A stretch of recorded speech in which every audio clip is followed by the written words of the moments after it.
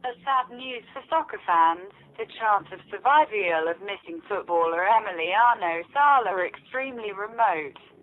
After 3 days of scouring the English Channel, authorities made the decision to abandon the search for missing footballer Emiliano Sala. Harbour Master Captain David Barker said the chances of survival were extremely remote. Sala became Cardiff City's record signing on Saturday, joining from Ligue 1 club Nantes for a fee of £15 million. He had returned to the French city to say a final farewell to his former teammates before taking the plane back to the Welsh capital. Sala reportedly sent a WhatsApp voice message before the flight.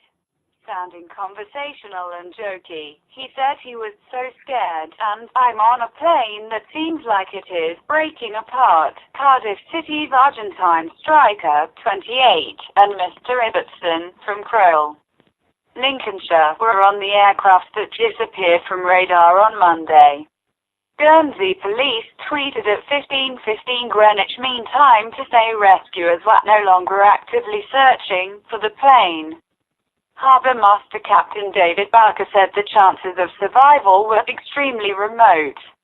Rescue crews have searched about 1,700 square miles of land and sea in the Channel Islands in the past 3 days, covering Burho, the Casquettes, Alderney, the north coast of the Cherbourg Peninsula, north coast of Jersey and Sark. As the news was announced, Sala's sister Romina pleaded with the authorities to keep searching, saying, "I know in my heart Emiliano is still alive," she said. Please don't stop the search. We understand the effort, but please don't stop the search." Captain Barker said the depth of the sea where the plane had last contact was about 100 meters, and it would remain a missing persons case for the police. Despite best efforts of air and search assets from the Channel Islands, UK and France, we have been unable to find any trace of the aircraft, the pilot or the passenger, he added.